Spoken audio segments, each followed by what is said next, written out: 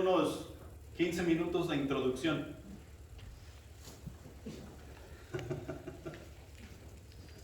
Unos 15 minutos de introducción que restan para dar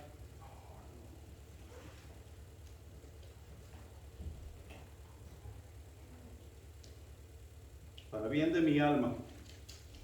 Primera de Pedro, capítulo 2, versículos 11 y 12 dicen lo siguiente: Amados, os ruego como a extranjeros y peregrinos que os abstengáis de los deseos carnales que batallan contra el alma, manteniendo buena vuestra manera de vivir entre los gentiles, para que en lo que murmuran de vosotros como malhechores glorifiquen a Dios en el día de la visitación, al considerar vuestras buenas obras. Nosotros, como seres humanos, permítanme. Nosotros como seres humanos, permítanme una vez más.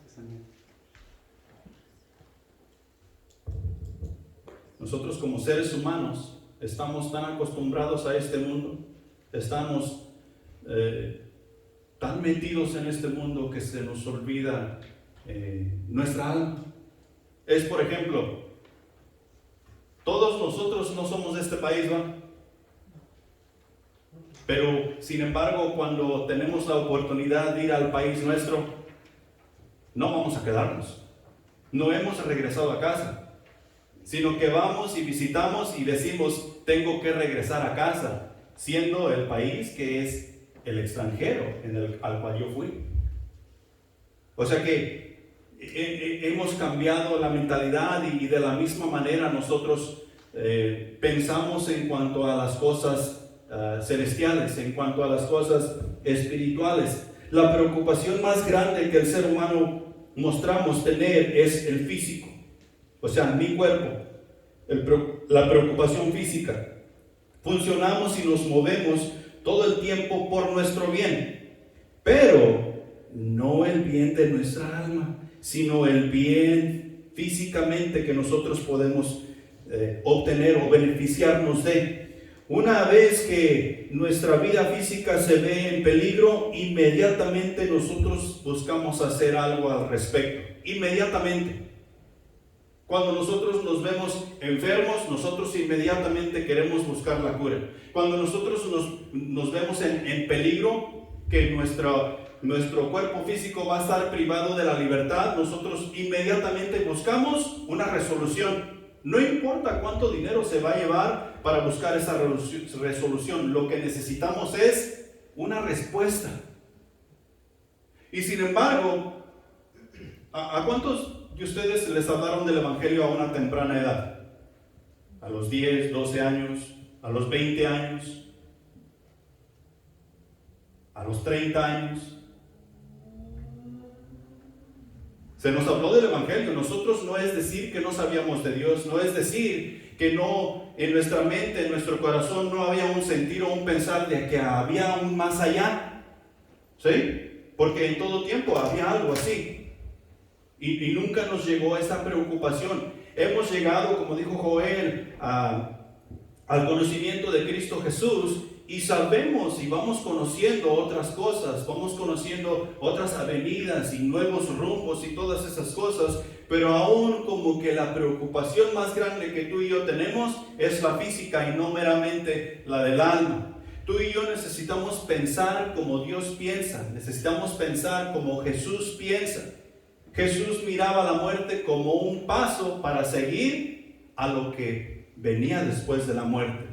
Y nosotros estamos viendo la muerte como que es un punto final, aún estando dentro de lo que es el cristianismo, de lo que son las cosas de Dios. Como que no hemos entendido en su totalidad que Dios está en control. Dios nos ha hecho nacer al mundo con un propósito, y ese propósito es precisamente lo que estábamos estudiando el mes pasado. Dios nos ha creado para que nosotros seamos reales adoradores de Él. Adoradores en espíritu y en verdad, por su amor, por su misericordia, por su grandeza. Para eso nos ha creado, para que nosotros seamos adoradores. En Romanos capítulo 11, versículo 36 dice lo siguiente: porque de Él y por Él y para Él son todas las cosas, a Él sea la gloria por los siglos. Amén. Dios nos llama, y si Dios no nos llama, Jesús no nos puede salvar. Y a cada uno de los seres humanos sobre la faz de la tierra sabemos que existe un Dios. Ese Dios, por medio de la naturaleza, por medio de las estrellas, por medio de todo lo que nosotros podemos ver, está llamando a cada uno de nosotros. Y ha llamado a cada uno de nosotros para que viniésemos a Cristo Jesús y Él nos pudiera mostrar la salvación que en Él hay. Y para esto no es nada nuevo para nosotros. Y nos dice allá en Juan 6:44, ninguno puede venir a mí si el Padre que me envió no le trajere y yo le resucitare en el día postrero. ¿Qué es lo que estábamos viendo? O sea, en el día de la visitación. Vamos a ser resucitados para nosotros encararnos con nuestro Salvador y entregar cuentas por la vida que Dios nos prestó para vivir, por el alma que nosotros tuvimos en este cuerpo y que somos responsables por el bienestar de esa alma, así como somos responsables por el bienestar del cuerpo que también el Señor nos ha prestado. Jesús nos salva. Juan 14:6, no hay duda de eso. Yo soy el camino, la verdad y la vida. El Espíritu Santo nos lleva. El Espíritu Santo ha venido a morar en nosotros para llevarnos por la vida y mostrarnos el sendero del bien, el sendero del mal, y ayudarnos a hacer las decisiones para honra y gloria de Dios Padre. O sea, en la adoración que tú y yo necesitamos prestarle a Él. ¿Todo para qué? Para bien de mi alma, para bien de mi alma. Entre más nosotros aprendemos a adorar a nuestro Dios como Él quiere que le adoremos, más nosotros vamos a entender que no somos de este mundo, más vamos a entender que aquí en este mundo nosotros somos extranjeros y peregrinos. Todos somos extranjeros y peregrinos. Una vez que hemos llegado a este punto en la vida, nos damos cuenta que no somos de este mundo. Jesús nos lo hace saber bien claro. Si fuéramos de este mundo, el mundo amaría a los suyos. ¿Quién nos ama? ¿Quién ama a los cristianos? Jesús y otros cristianos. ¿El mundo ama a los cristianos? Por un ratito. Por un ratito. Mientras el mundo está siendo ayudado por los cristianos. Pero una vez que nos queremos pasar de esa ayuda física para ayudar para el bien del alma del individuo, se acaba. Se acaba ese amor que ellos dicen tener por los cristianos. Y lo triste es que no solamente lo que nosotros llamamos el mundo, sino que también algunos de aquellos los cuales nosotros decimos que son nuestros hermanos en la fe. Una vez que cruzamos ese punto, esa línea de ayudar en lo físico y queremos ayudar para el bien del alma del individuo, a veces nosotros nos vemos envueltos en serios problemas. Y tenemos que hacer una decisión, si nos retiramos de la ayuda que realmente cuenta o seguimos en la batalla. Tenemos que recordar que este asunto es una batalla.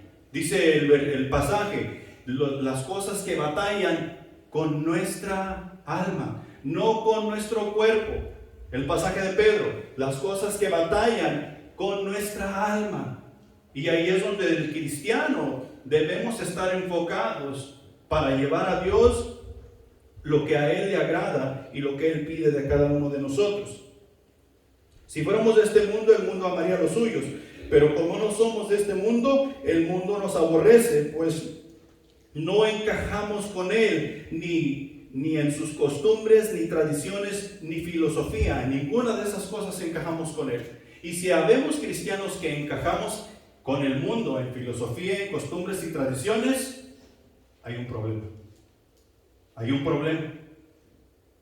Jesús no encajó ni con los religiosos de su tiempo que estaban encargados supuestamente de las cosas de Dios para instruir al pueblo en la adoración a su nombre. No encajó. Y tú y yo somos seguidores de Jesús. Tú y yo, Jesús nos ha dicho que somos extranjeros y peregrinos y como tales nosotros debemos comportarnos. Ahora, Joel les dio la definición de extranjeros y peregrinos. Y quiero yo tocar lo que dice allí en cuanto a extranjeros y peregrinos allí en Primera de Pedro, porque el versículo comienza con: amados, os ruego. Y nos está rogando como a extranjeros y como a peregrinos. No nos está rogando como a ciudadanos de la tierra. No nos está rogando como a seres humanos. No nos está rogando como que nosotros pertenecemos acá. Nos está rogando como que nosotros no somos de acá y entendemos que no somos terrenales, no somos del mundo, sino como extranjeros y peregrinos. Nuestra morada final no es aquí, o sea, en el mundo. Nuestra morada final es con Jesús. Esta frase tiene que ver con quien nosotros ahora somos, o sea, salvos por la gracia, hijos de Dios pertenecientes al reino celestial. O sea, tiene que ver con el adorador que ahora somos. El adorador que es extranjero y peregrino, o sea que no pertenecemos a este mundo y que debido a eso solo estamos de paso por aquí. Estamos aquí para llevar a cabo una misión. Fíjate que estaba yo pensando en los a quienes nosotros llamamos peregrinos, y mi mente se fue al Día de Acción de Gracias.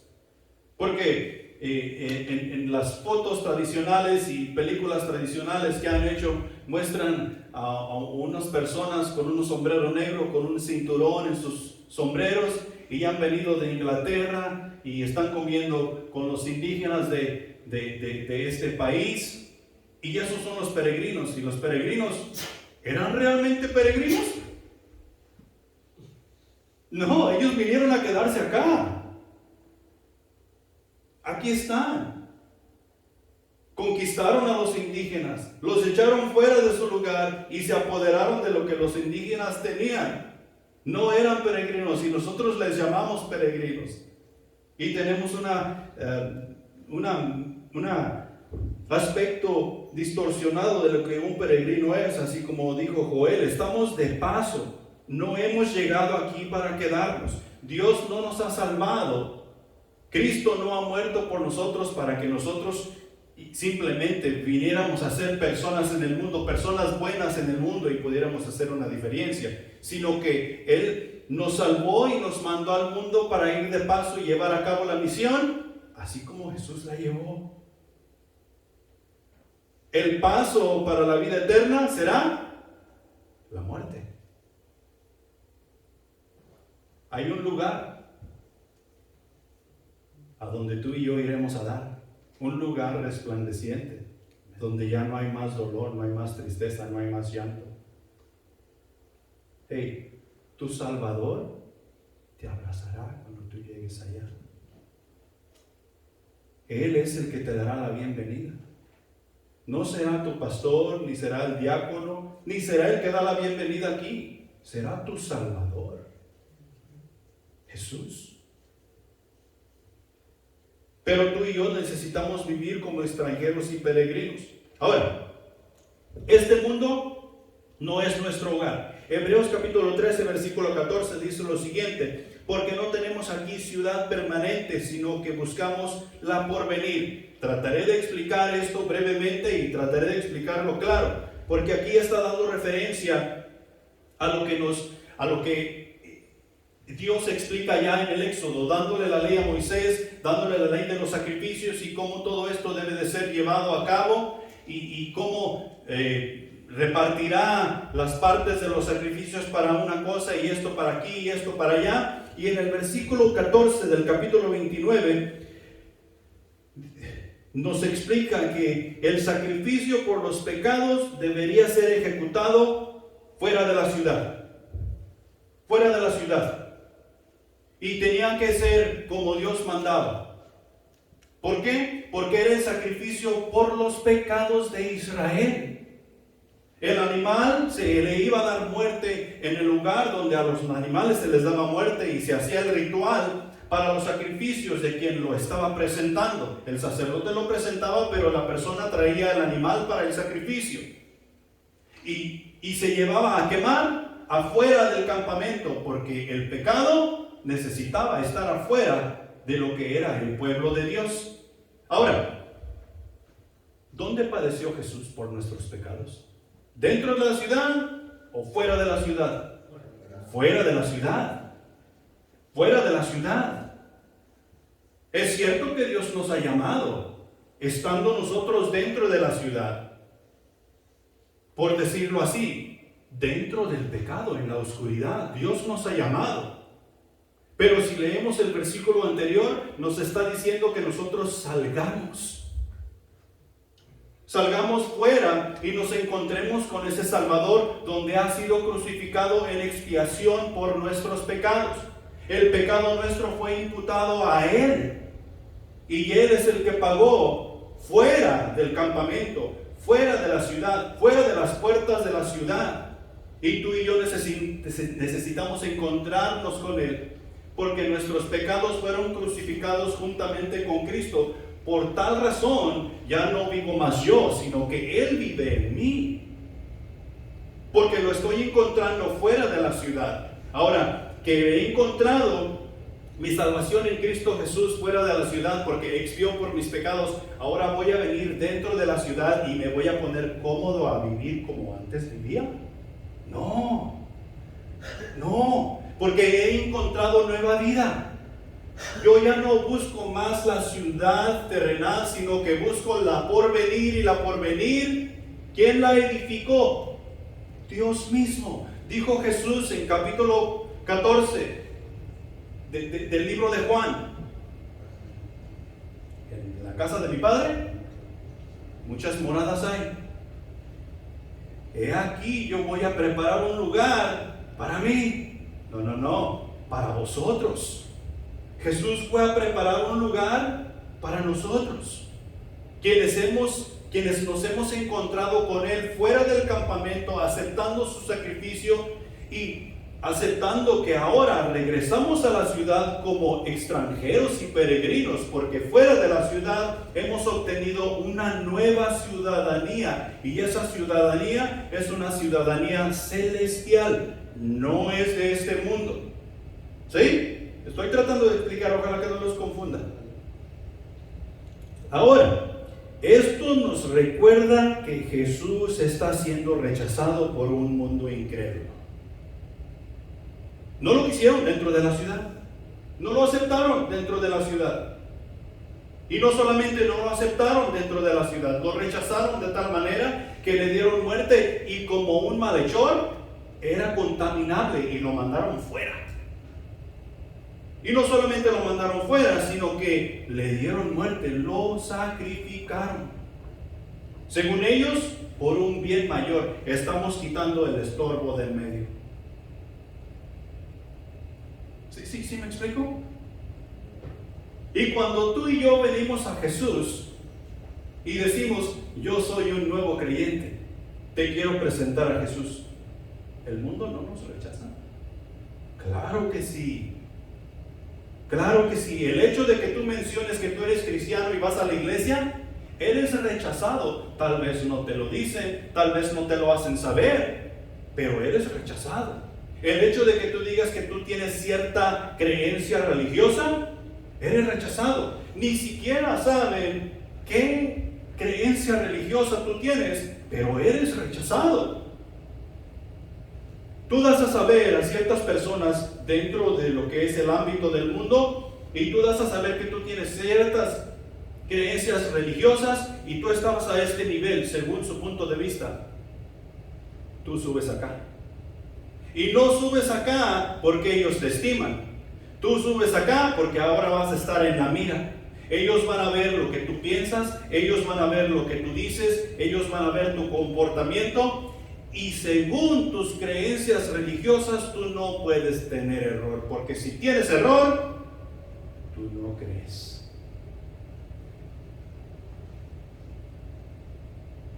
¿No suena a rechazo eso? Jesús vino y les mostró la verdad a Israel, y les mostró la verdad con hechos, prodigios, milagros y con palabra de Dios, y aún así lo mandaron fuera del campamento y le dieron muerte.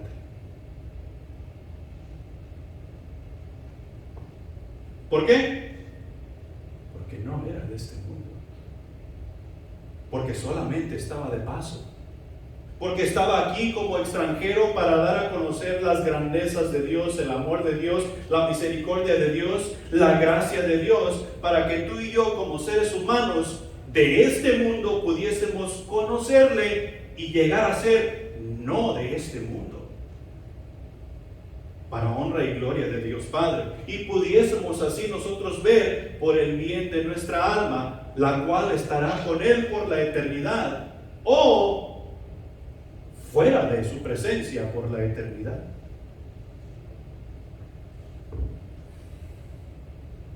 Ahora todo esto nosotros encontramos que todo es extraño.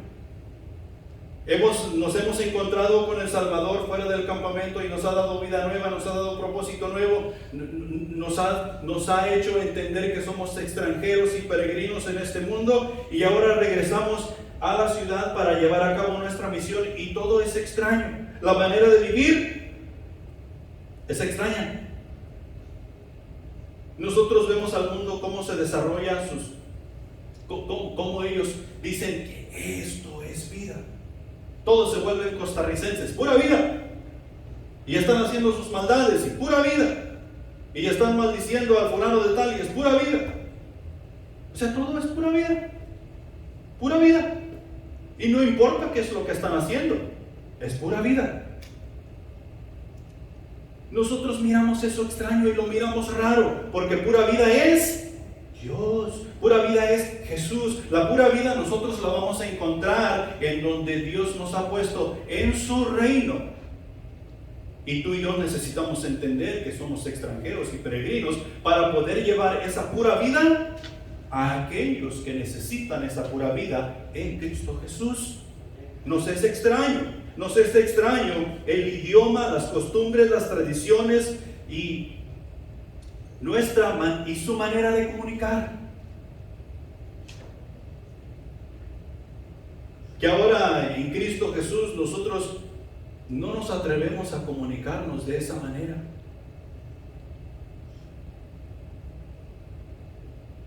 Sus costumbres y tradiciones, a veces miramos cómo se han desarrollado y no podemos imaginarnos cómo nosotros andábamos en todo ese rollo.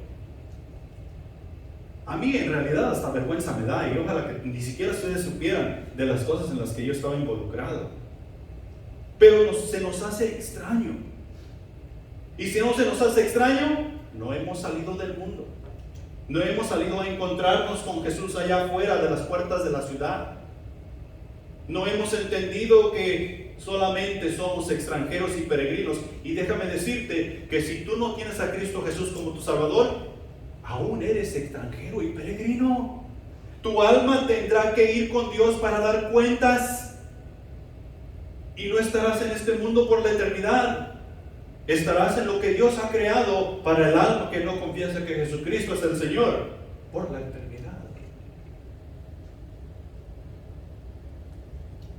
Encontré esta breve lista en cuanto al propósito de la vida según el mundo. Y dice: el propósito de mi vida es nacer, jugar y aprender. El propósito de mi vida es crecer, sufrir, alegrarse y copular. O sea, emparejarte, buscar una pareja, tener hijos, fructificar, llenar el mundo, lo que dice Dios. Ese es el propósito de la vida. El propósito de la vida es reproducirse y tener problemas de adulto. Ya no más de niños, no más de jóvenes, sino de adulto. El propósito de la vida es envejecer y quejarnos de las cosas que no hicimos y alegrarnos por las que sí hicimos. El propósito de la vida es morir y dejar de preguntarnos y lamentarnos de una cosa y de otra. ¿Cuántos quieren vivir por alguno de esos propósitos? Y la lista puede seguir. Pero esos son los propósitos del mundo. Dios nos ha enseñado otro propósito. y nos ha enseñado un propósito que salta para vida eterna. Siempre. Y tú y yo necesitamos entender que somos extranjeros y peregrinos y arraigarnos de ese propósito. El propósito es simple, es servir a Dios. ¿Cuándo? En todo tiempo y en todo lugar. Ay, no, en mi trabajo no, porque no es, bajo la ley no puedo hablar de Dios. ¿Cómo que no? En todo tiempo y en todo lugar. Tú y yo, como hijos de Dios, necesitamos servir en su reino. Entonces, tengo 3 puntos de aplicación que quiero que nos llevemos a casa. Punto número 1. Nuestra estancia aquí en la tierra es corta. Y es mucho más corta de lo que nosotros pensamos que es o imaginamos. El tiempo que vivimos en la tierra, comparado con la eternidad, es verdaderamente corto. Lo que la Biblia nos enseña es que no hemos de desperdiciar el tiempo, sino aprovecharlo, echando mano de la vida eterna, ocupándonos de nuestra salvación. El tiempo que nosotros vivimos aquí, ya sean 80, 60, 100, 120 años, es bastante corto. ¿En qué mes estamos? Ya. Mayo. ¿Y cuándo empezamos el año 2023? Ayer. Y ya pasaron 4 meses. El tiempo se está pasando así. Y el tiempo, mientras el tiempo se pasa así, ¿sabes qué? Cada uno de nosotros está 1 año más viejo. Y entre más viejos nosotros estamos, vamos perdiendo capacidad. Capacidad de nuestro cuerpo, capacidad mental, capacidad nosotros para ver, capacidad en todo. Y a veces nosotros no nos damos cuenta, pensamos que tenemos el mismo vigor del que teníamos cuando teníamos 25 o 30 años. Pensamos eso, hasta que nos vemos en problemas. Entonces sí nos damos cuenta, oh sí, el tiempo pasa. He vivido 30, 40, 50 años y he hecho un vistazo a lo que en mi vida he hecho y realmente no es mucho. Pero estamos viendo lo terrenal. Porque no echamos un vistazo a lo que hemos hecho para el bien de nuestra alma. Y déjame decirte que el tiempo es demasiadamente corto. Nuestra alma se está muriendo.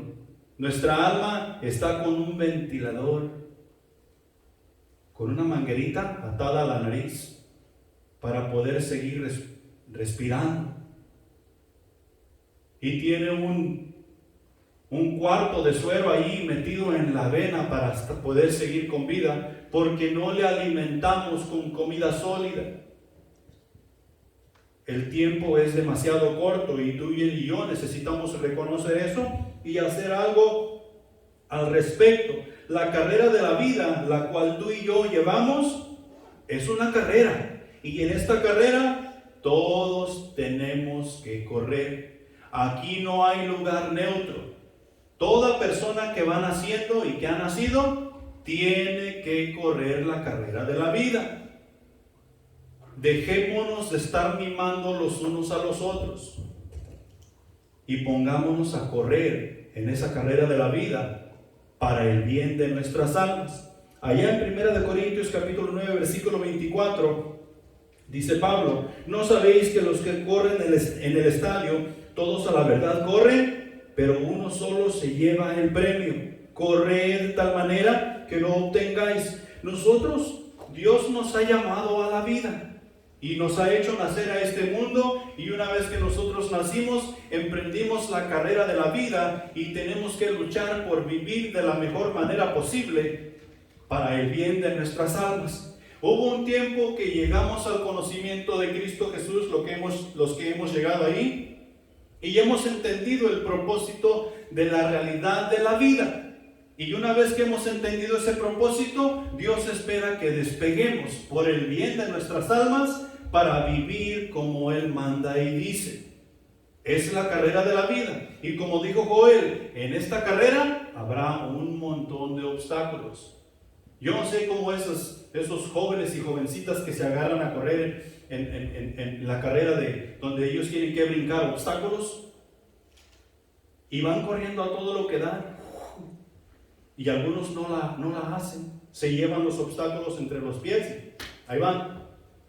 Bien deciden si se quedan ahí tirados o se levantan y tratan de ganar la carrera. Aquí no solamente hay obstáculos, no sé cómo se dice en español, no lo busqué, son hurdles. Parecen de esas cosas donde hay construcción en la carretera que tienes que brincar. No solamente hay obstáculos que brincar, hay enemigos que vencer.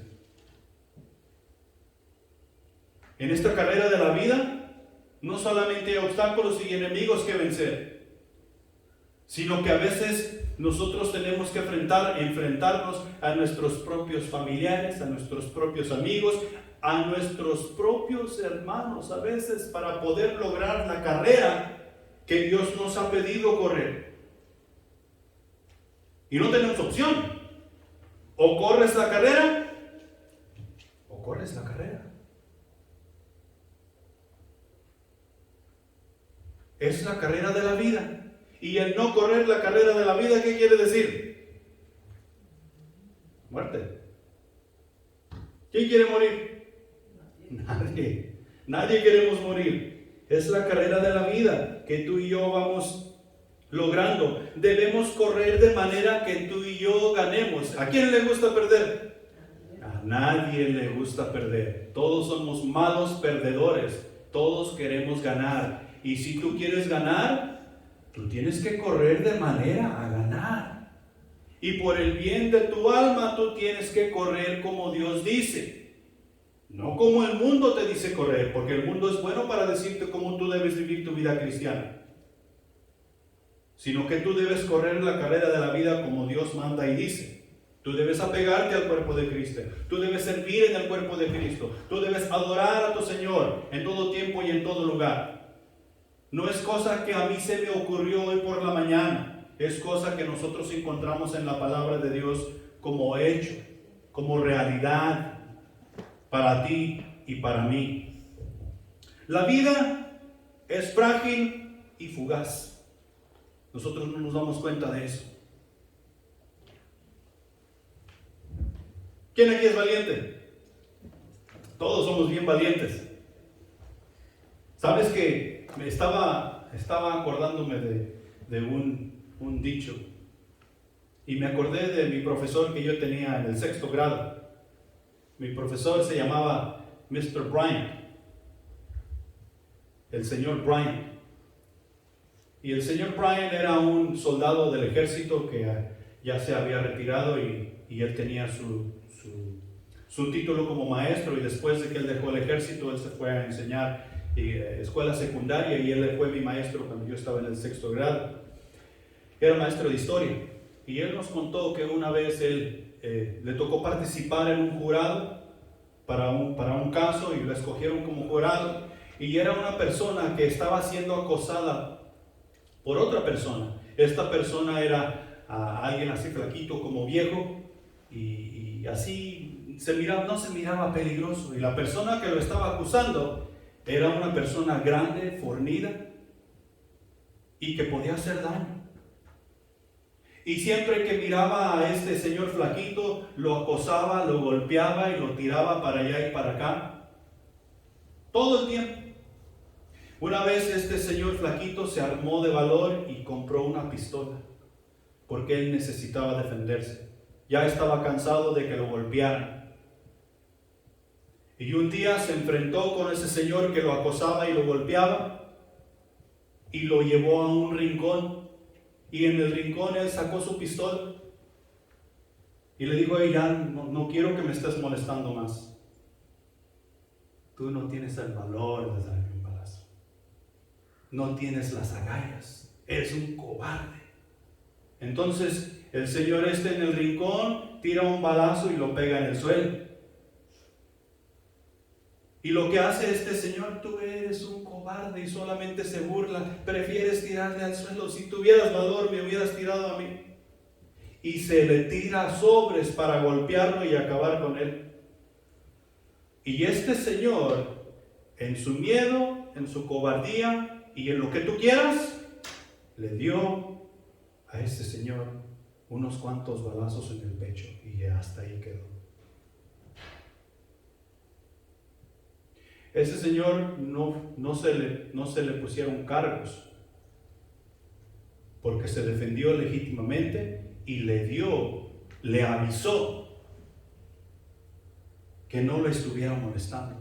Y antes de dispararle a él disparó a otro lado. Entonces el jurado lo halló inocente. Pero la moraleja de la historia es que el valiente vive hasta que el cobarde quiere.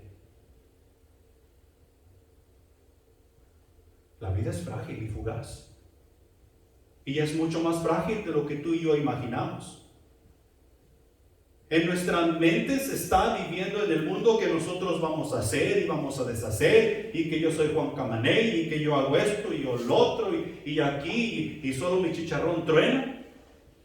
Y viene un cobarde cualquiera y termina con todo ese chicharrón que tronaba. La vida es mucho más fugaz de lo que nosotros pensamos. Tú y yo necesitamos aprender a vivir para el bien de nuestras almas, donde la vida en realidad cuenta y donde Dios está en control de esa alma que está viviendo para el bien y no para el mal. Nuestra vida es frágil y fugaz. Allá en Job capítulo 14, versículos 1 y 2.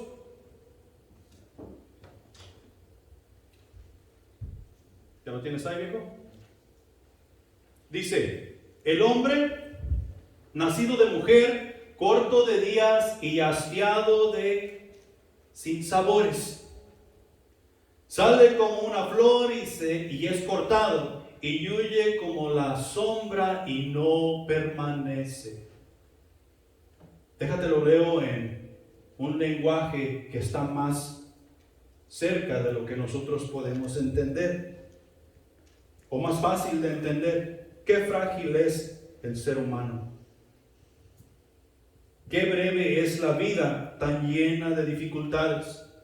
Brotamos como una flor, después nos marchitamos, desaparecemos como una sombra pasajera. Y realmente, viendo la vida desde el punto de vista de Dios, así somos. No nos damos cuenta de lo frágil que es nuestra vida. Que hoy nuestra sombra despertó a las 6 de la mañana y no hubo sol.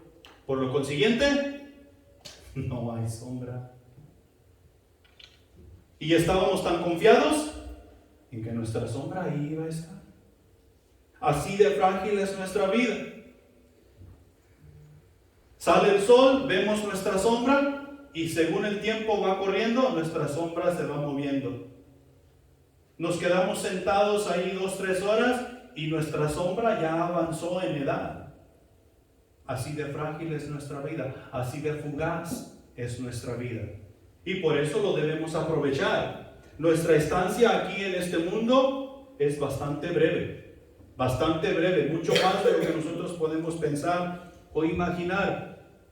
Somos personas mortales que habitan en cuerpos débiles y que se enfrentan a un peligroso viaje a través del tiempo, la carrera de la vida. Para algunos este viaje durará solo unos años, para otros durará muchas más décadas, pero algún día llegará el fin de todo, o sea que todos tenemos que llegar, encontrarnos con la muerte y entregar nuestra alma que el Señor nos prestó para dar cuenta por ello.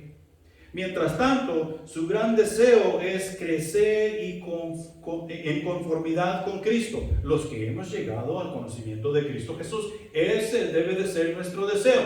Crecer en conformidad con Cristo. No según lo que yo veo que es correcto, sino el bien que dice Jesús que es para mí. Y no solamente para mí, sino para mi alma. para mi alma, para tu alma. Y muchas de esas veces, esas cosas nos van a meter en conflicto. En conflicto con el mundo y en conflicto los unos para con los otros. ¿Qué es lo que tenemos que hacer? Es ver y ajustarnos, porque es para el bien de nuestras almas. Punto número 2. Hay que hacer lo mejor que podemos. El tiempo es corto, el tiempo es breve. Hay que hacer lo mejor que podemos. Y déjame decirte, los cristianos en general no estamos haciendo lo mejor que podemos. Estamos haciendo lo que podemos cuando queremos, pero no estamos haciendo lo mejor que podemos. Y hay veces que ni cuando queremos. Y tú y yo necesitamos hacer lo mejor que podemos. Y no tenemos excusa, tenemos todo lo necesario. Ya lo dijimos varias veces. El pasaje aquí en Primera de Pedro nos dice esto: que os abstengáis de los deseos carnales que batallen contra el alma, manteniendo buena vuestra manera de vivir entre los gentiles.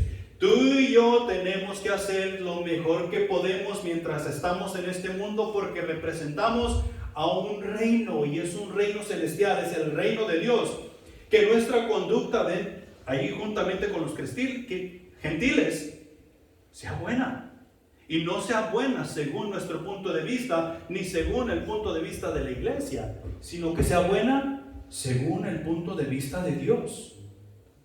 Porque leemos la última parte, para que en lo que los catalogan como malhechores, en el día de la visitación, Dios reciba honra y gloria por lo que nosotros hemos hecho, aunque el mundo nos tenga por malhechores, malvados, bandidos, porque nos hemos apegado a las reglas de nuestro Dios y vivir para el bien de nuestras almas, aunque todas las cosas parezcan estar caóticas. Lo que en Cristo hacemos, lo hacemos por el bien de nuestra alma. Tenemos una batalla de la cual nadie nos librará. Nadie. Yo no puedo pelear por ti. Yo te puedo ayudar a pelear. Tú me puedes ayudar a mí a pelear. Pero yo no te puedo decir, ¿sabes qué, Joel? Quédate en casa. Yo peleo por ti esta batalla. Yo no puedo hacer eso. Y si creemos que podemos hacer eso, estamos súper equivocados. Las batallas de Joel son las batallas de Joel. Mis batallas son mis batallas. Nos podemos ayudar a pelear el uno al otro. No el uno con el otro pelear, sino ayudarnos a pelear.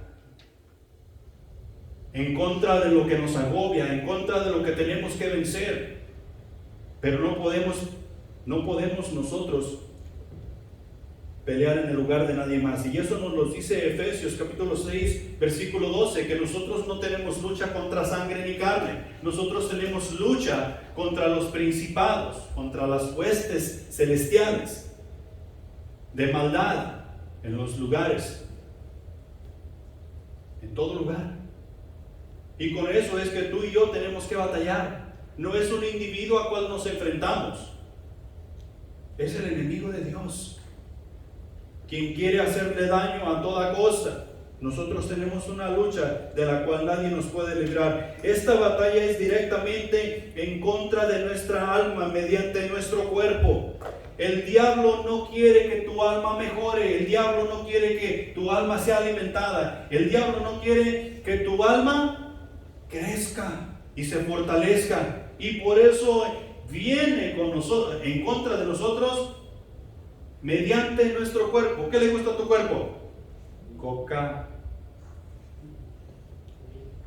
¿Y qué tan buena es la coca para tu salud? Especialmente con limón. Y viene con cosas como esa, que nos van a vencer mediante el cuerpo, y nosotros vamos a tirar la toalla, vamos a dejar de actuar para con nuestro Dios, y vamos a dejar de habitar para con nuestro Dios. Vamos a dejar de ser parte de, y no nos damos cuenta que es en contra de nuestra alma, que batallan en contra de nuestra alma, porque no estamos viendo nuestra alma, estamos viendo nuestro físico. Y yo a mi físico le estoy dando lo que quiere, y yo me siento bien.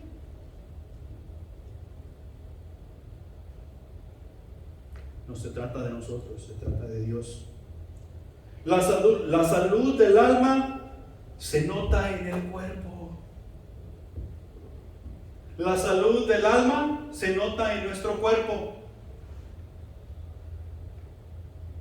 ¿No te han dicho alguna vez, por qué estás tan contento?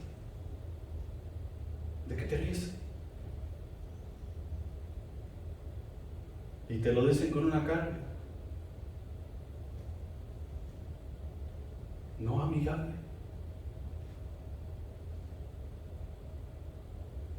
¿Cuántos años tenía Moisés cuando murió? 120 años. ¿A los cuántos años Dios lo mandó que fuera a sacar su pueblo de la esclavitud? Imagínate tú. Yo tengo 51 y apenas me puedo mover. Ya me levanto de la silla y todo truena. Y si no tengo cuidado, me vuelvo a caer. Tengo que levantarme con cuidado. Y a los 80 años, Dios está mandando a Moisés a sacar al pueblo de la esclavitud de Egipto y llevarlo a la tierra prometida. Caminar por todo ese desierto y todavía anduvieron y caminaron. De 80 a 120, ¿cuántos años son? 40. Y vas y lees allá en el Éxodo, Deuteronomio, capítulo 34, versículo 7, y te das cuenta que Moisés murió a los 120 años y todavía miraba bien. No necesitaba lentes para leer. Su vigor no había menguado. Todavía tenía vigor para seguir, sino que simplemente Dios decidió llevárselo. ¿A los cuántos años Josué tomó el mando de Israel? Nosotros decimos que 80, pero leyendo las escrituras y eso, lo dejamos en 80, pero está entre 80 y 90 años más o menos.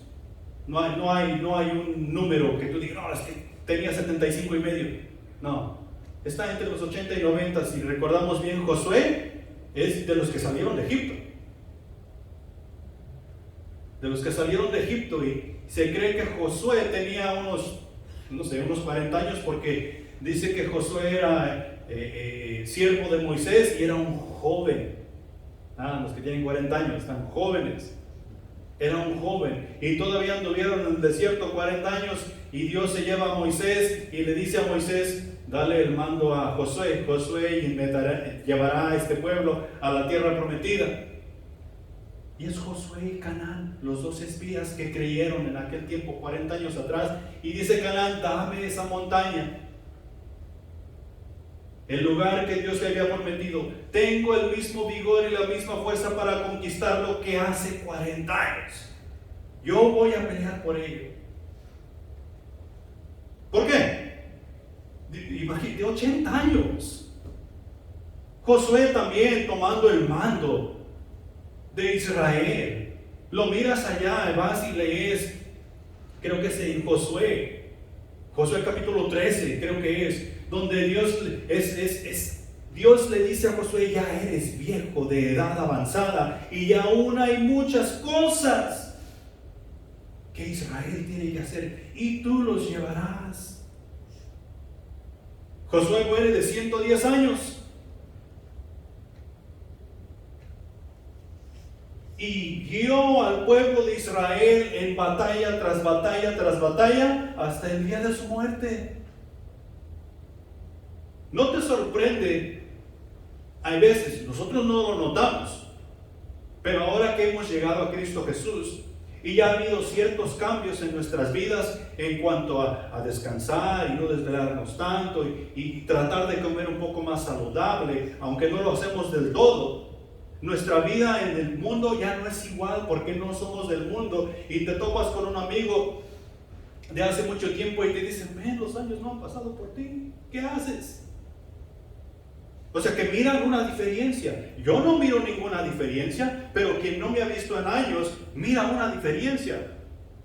Y realmente no me estoy cuidando como debería cuidarme como extranjero y peregrino. Pero una diferencia se ve, y la causa de todo esto es Cristo Jesús. Ahora, si tomáramos nosotros esto en serio, nosotros hiciéramos una gran diferencia. Si en realidad tomáramos este asunto en serio de extranjeros y peregrinos, hiciéramos una gran diferencia.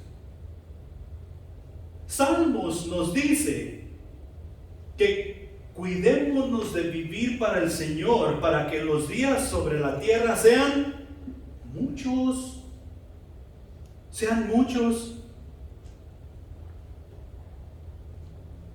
Creo que te he dicho esto antes, y esto es en años pasados, no sé si todavía es igual, pero la persona que en el continente de África ha vivido 40 años es un anciano. Casi todos, especialmente los varones, los hombres que viven allá o en cierta región de ese continente, mueren antes de los 40 años. ¿A qué crees que se debe? La hostilidad que hay en un lugar y en otro.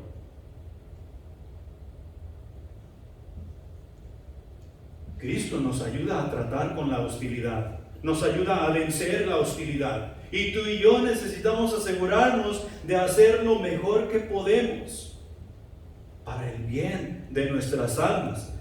Nuestra manera de vivir ante los gentiles, no podemos permitir que el cuerpo señoree en nuestro ser. Quien debe señorear es el Espíritu Santo que vive en cada uno de nosotros que hemos aceptado a Jesucristo como nuestro Salvador. No el cuerpo, no la carne. La carne no debe dictar cómo yo voy a vivir y qué voy a hacer y qué voy a pensar y qué voy a decir. Lo que debe dictar qué voy a hacer, decir y pensar ha de ser el Espíritu Santo que vive dentro de mí. ¿Por qué? Porque tengo que hacer lo mejor que puedo. Es necesario abstenernos de nosotros mismos y cumplir con la ley de Cristo. ¿Y sabes cuál es la ley de Cristo? El amor. El amor no solamente me manda a amarme a mí mismo, ni solamente a amarte a ti. El amor me manda a amar a mis enemigos. Y el amor manda a mis enemigos a que me amen a mí. Y esto lo vemos allá en Marcos capítulo 12, versículos 32 y 33. Entonces el escriba le dijo: bien, maestro, verdad has dicho, que uno es Dios, no hay otro fuera de él. Y el amarle con todo el corazón, con todo el entendimiento. ¿Con todo qué? El entendimiento. No está hablando de que nosotros vamos a entender todas las cosas. Está hablando que yo le ame con todo lo que yo entiendo. Y con lo que no entiendo, también.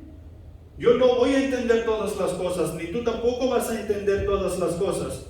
Y el amarle con todo el entendimiento, con todo el alma y con todas las fuerzas, y amar al prójimo como a mí mismo. Esto es más que todos los holocaustos y sacrificios. Y de esto hablamos la semana pasada, holocaustos y sacrificios. El amor es la ley de Cristo. El amor es lo que nos va a llevar a hacer todas las cosas por el bien de nuestra alma. Y hay veces que tú y yo nos vamos a meter en muchos problemas por actuar de acuerdo al amor. El amor todo lo sufre, todo lo cree, todo lo soporta. Y aún así, sigue amando por el bien de nuestras almas. Tú y yo no podemos permitir que el cuerpo señoree la vida espiritual que en Cristo Jesús debemos tener. Y tenemos todo lo necesario para hacer lo mejor que podemos. Punto número 3. Y ya casi terminamos. La meta del cristiano es ser como Cristo. La meta para los seguidores de Cristo es ser transformados a la imagen de Cristo Jesús. Cuando le veamos cara a cara, completaremos esta transformación. Pero mientras nosotros vivimos en este mundo, estamos en proceso de santificación. O sea que estamos siendo transformados a ser como Cristo para poder vivir con Dios por la eternidad. Y tú y yo tenemos parte en esa transformación. Dios nos ha dado lo necesario. Nos ha dado su Espíritu, nos ha dado su palabra, nos ha dado a Jesús y nos ha dado un reino. Su reino. ¿Sí? Pero el resto es de nosotros. Nosotros tenemos que aplicar a Cristo. Nosotros tenemos que obedecer a su Espíritu Santo. Y nosotros tenemos que vivir su palabra y engrandecer ese reino. Eso es nuestro. Tenemos parte en ese crecimiento. Y si no lo tratamos de desarrollar, no seremos transformados. Y si no somos transformados es porque Cristo Jesús no habita en mí. La meta para todo cristiano es llegar a ser como Cristo. El objetivo del ministerio de Pablo era ayudar a que todos los creyentes fueran perfectos o completos en Cristo Jesús. O sea, que fueran completados, que se sintieran realizados. Ya no tengo que buscar más qué es lo que me hace falta. Ya no tengo que encontrar o indagar qué es lo que yo necesito, porque ya lo encontré. Se llama Cristo Jesús. Él me completa. Él me hace íntegro. No necesito nada más. Ahora, así como Pablo se preocupaba porque sus seguidores entendieran eso o que fueran completos en Cristo Jesús, ese mismo concepto es para nosotros, es para la iglesia. No estamos siendo iglesia nomás porque se parece divertido. Vamos a cantar, vamos a leer la Biblia y vamos a aplaudir al Señor. No. El pertenecer a la iglesia es para honra y gloria de Dios Padre y poder enseñar a otras personas cómo alabar a nuestro Dios, cómo llegar a ser completos en Cristo Jesús y no tengan que buscar absolutamente nada más porque Jesucristo es suficiente. Así como Pablo les enseñaba allá a los corintios y a los efesios y a los gálatas, de la misma manera tú y yo vamos enseñando lo mismo porque el propósito de Dios no ha cambiado. Por lo consiguiente, el nuestro tampoco debe cambiar. De la misma manera, la tarea de la iglesia es esa misma. Tenemos una estructura, tenemos una visión, tenemos un método de trabajo. Sabemos exactamente lo que Cristo Jesús nos ha encargado. Sabemos que hemos sido llamados y que la tarea más importante que tenemos que hacer es engrandecer su reino. ¿Por qué?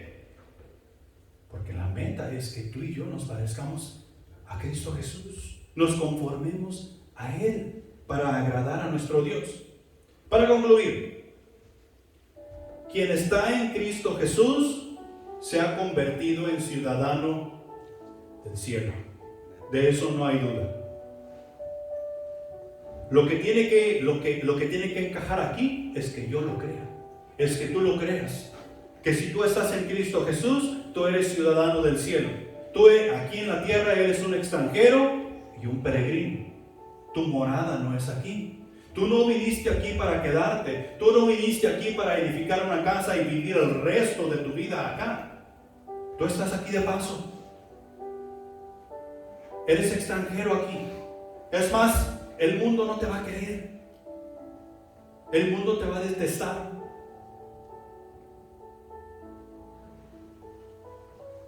¿Por qué? Porque eres un ciudadano celestial.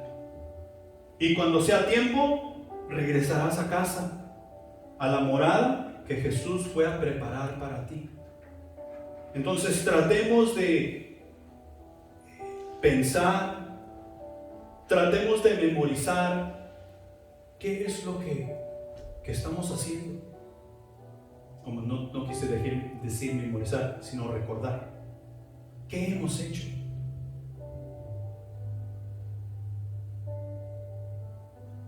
¿Y qué puedo hacer yo más? Porque tú puedes hacer más de lo que tú crees que puedes hacer. Nosotros necesitamos estar en movimiento conforme a lo que Dios quiere que hagamos. El reino de Dios siempre está en movimiento. Y tú y yo necesitamos armonizar con el movimiento del reino de Dios. El reino de Dios siempre lleva honra, gloria y alabanza a Dios. Y nosotros necesitamos trabajar en armonía con Él. Trayendo nuevos discípulos, trayendo nuevas personas para que sean completos y encuentren una vida en Cristo Jesús. Pongámonos en pie. Padre Celestial que estás en los cielos, gracias te damos por tu misericordia y por tu palabra que hoy ha sido expuesta.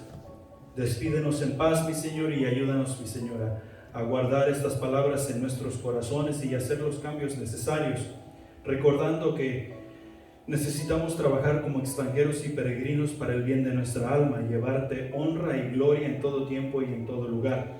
Bendice a cada uno, mi Señor, y ayúdanos a hacer los cambios necesarios. Te lo pedimos y te lo agradecemos en Cristo Jesús. Amén.